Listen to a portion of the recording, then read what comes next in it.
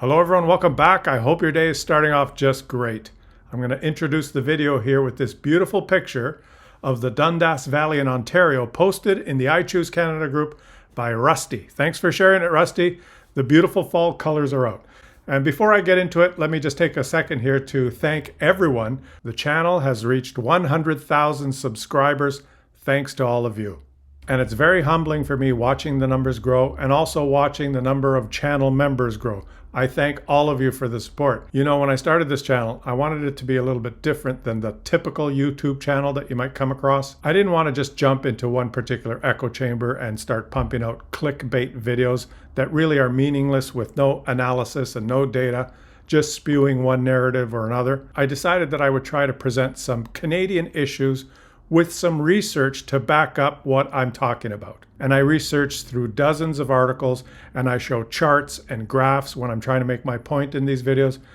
And initially I thought, well, maybe people will get bored and they won't like the detail, but it seems it's the opposite. It seems like viewers are craving this sort of stuff, and they're sick and tired of just swimming through a sea of BS and nonsense. And I also wanted to avoid just jumping on the doom and gloom bandwagon. I wanted this channel to be more of a spot for patriotic and proud Canadians to congregate and form a community and not be shy about leaving comments in the comment section and discussing things. So I wanted to take a minute here just to thank all of you who have subscribed and got the channel to 100,000 subscribers. And I think there's more potential for the channel to keep growing. The analytics tell me that among frequent viewers of the channel, people that come back because they're enjoying the content, almost 3/4 are not subscribed and 1/4 is subscribed. So many of you are watching and enjoying the content, but you haven't subscribed yet, and I would appreciate if you do. Keep the channel growing, and let's keep the trend going up. Now let's get into the discussion for today. And this is a topic that will affect all Canadians, and it's going to be very interesting to see how this shakes out. Now, I did a video just about a week ago where I highlighted the comments of the Chinese ambassador to Canada, where he basically said that China will remove its tariffs on Canadian canola imports if Canada removes our tariffs on Chinese EV imports. He also said in that interview that energy cooperation has already become a new growth point for China-Canada trade, saying China imported 9.7 million tons of crude oil from Canada in the first 8 months of 2025. And that's basically because the Trans Mountain expansion pipeline that's just been completed, most of that oil now is being exported to China. And the fact that he mentioned this at all in the interview, you might think, well, he's just pointing out one particular industry where we're cooperating. But you have to understand how the Chinese communicate. The fact that he brought it up at all is something that we should take note of, because if we don't get along with China, it's possible that he's just mentioned this to let us know, hey, there's another industry that we could turn our backs on. If you increase hostilities towards China, maybe we'll stop buying your oil as well, just like we stopped buying your canola and just like we stopped buying soybeans from the US. He also really didn't have to do this interview at all. And the fact that it happened means that he wanted to put these comments into the public square to get us to start talking about it, because China thinks they have a pretty good position. And we have started talking about it, and different stakeholders are taking different positions. Canadian provinces urge end of Chinese EV tariffs as damage mounts. Which Canadian provinces? Well, Saskatchewan and Manitoba. The Premier of Manitoba has urged the Canadian Prime Minister to scrap Canada's 100% tariff on Chinese electric vehicles. In a letter to Mark Carney on Saturday, Wab Kinew said that the country's approach has created a two-front trade war that disproportionately affects Western Canada. Now, I don't know if it disproportionately affects Western Canada. He's speaking on behalf of the province of Manitoba, but he is correct that it's created a two-front war. The agricultural sector versus the auto sector. And this was a shrewd move now for the Chinese ambassador to throw this issue into the public square. On the other hand, Premier Ford of Ontario calls on Carney to keep the 100% tariff on Chinese electric vehicles. And Ford's position, in my opinion, is a little bit shaky. He writes, if the federal government removes its tariffs against Chinese-made EVs, you will contradict and undermine months of engagement with the US officials and lawmakers about the need to protect and enhance our highly integrated cross-border automotive supply chains. Well, all I see happening over the past 6 months is the President of the United States saying over and over and over again that he won't drop the tariffs and that the US doesn't want to buy cars from Canada. He said it plainly and specifically over and over and over again in many different interviews and in many different speeches. Ford says that if we remove the EV tariffs, Canada risks isolating itself. And his logic is a little bit hard to understand because if you go back to how this started, the United States applied 100% tariffs on Chinese EV imports, and Canada followed the US. But Mexico did not. And after Mexico did not join its North American partners in tariffing Chinese electric vehicles last year, Ford suggested that Canada try to negotiate a bilateral trade with the US. Well, that didn't work. And Mexican consumers have been able to buy BYD electric cars from China. But recently, Mexican President Claudia Sheinbaum last week announced tariffs of 50% on 1,400 products from China and Asian nations, including automobiles. But she announced this because Mexico has plans to make its own EVs now. The Mexican president first mentioned the EV during her inaugural speech on October 1st. So we will produce Olinea, a small 100% electric, accessible car designed by young people and assembled in our country. And the Mexicans have actually done it. They've designed a car and they're going to build it 100% in Mexico. It's a small car that will cost less than $25,000, designed for people in cities. And it's a Mexican-made car, 100% made and manufactured in Mexico. In the meantime, Doug Ford said in a letter to the Prime Minister that Canada risks isolating itself in the North American market if it removes the Chinese EV tariffs now. Well, I think you've got this one a little bit backwards, Doug.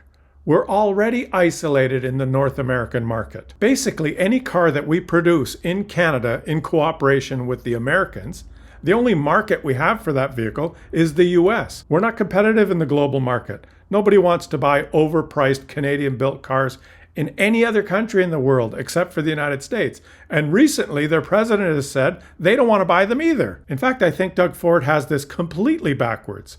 If we maintain the 100% tariffs on Chinese EVs, then we won't be buying any of those. The Americans have told us that they don't want to buy our cars, so we're basically completely isolated. We need to be creative in our discussions with China. We don't have to just remove the full 100% tariff. We can reduce that tariff to an optimal level so that their cars fit into our North American cost structure. Or we can do a more creative deal with the Chinese. Exactly what Europe has just done is make a deal that will have them start manufacturing the cars here. And that's exactly what BYD is doing now. They're planning to open manufacturing in Europe to sell into that market. They're a globally competitive company. They want to sell their cars all over the place. And they basically do now. They sell them in Australia, New Zealand, Asia, Europe, Africa, pretty much everywhere in the world except Canada and the United States. Let me tell you why Doug Ford does not want us to remove the tariffs on Chinese EVs. And it's the same reason that this guy, Canadian auto industry leader, calls out premiers and urges Canadian response. And this guy is Flavio Volpe. The head of Canada's automotive parts industry is warning against dropping tariffs on Chinese electric vehicles, saying the move would jeopardize the country's EV sector and send the wrong message during an ongoing dispute with Beijing. What Canadian EV sector? I am reminding the premiers publicly that if Canada is in a trade war with a country, then the response has to be a Canadian response. These Chinese EVs are not made for profit. They are subsidized, he said. And he argues that the vehicles are dumped around the world to flood the markets and suppress local competition. Well, what proof do you have of that, Flavio? BYD manufactures cars in China very efficiently. They produce a very good product at a low cost. And they're competitive worldwide. And they sell their cars to basically everyone except the United States and Canada. And the proof that your comments are full of shit is easy. Why do you think Tesla has its biggest manufacturing facility in China? Why? Why would they do that? Because Tesla also wants to be globally competitive. They started manufacturing their cars only in the United States, and they were able to sell those cars in Canada and the United States thanks to heavy subsidies from all levels of government in our two countries. Those government subsidies basically being a direct transfer of money from taxpayers to Elon Musk so that we could buy what would have been an overpriced electric car here. But Tesla wanted to expand globally into other markets, so what did they do? They built their biggest manufacturing plant in China because they can manufacture there more effectively, more efficiently, and cheaper. And the EVs that Tesla manufactures in China are not subsidized, and they're not dumped all around the world to suppress the competition. Elon Musk is making a lot of money building Teslas in China because he can do it there efficiently and for a lower price. And this is why Flavio Volpe is just spewing his rhetoric, because this is what he wants to protect. Sticker shock. Car prices topped $50,000 for the first time in U.S. history, Kelley Blue Book says. Surprise, surprise, the average price of a car now in the United States, the average is $50,000 US. This is why the head of Canada's automotive parts industry wants to maintain those tariffs on Chinese EVs so that we can continue to buy these overpriced cars that aren't competitive anywhere else in the world. We can continue to be inefficient, overpriced, and uncompetitive, and keep all the competition out of North America so that we can keep buying these really expensive cars. And Doug Ford can keep reminding us that we need to protect those very high-paying automotive jobs that they have in Ontario. And if we keep just doing this and not being creative and not participating in the global market, if we do nothing, we're going to become more and more isolated, more and more uncompetitive. Consumers are going to be forced to pay these exorbitantly high prices.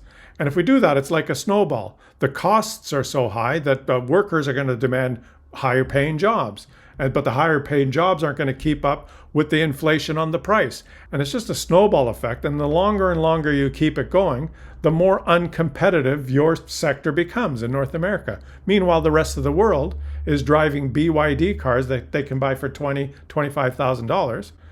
We have a choice of buying a $70,000 or $80,000 Tesla in Canada. And the only way we'll continue to do that is if the government gives us a rebate for buying the overpriced car, and if they impose tariffs on all the competition so we don't have a cheaper choice. So when you hear someone spouting rhetoric like that China's cars are all subsidized and they're selling them below cost, they're flooding the market with them. When you hear inflammatory rhetoric like that, it sometimes helps to look up information that's very economically focused from an independent entity, like an investment firm that's analyzing whether a certain sector is profitable or not.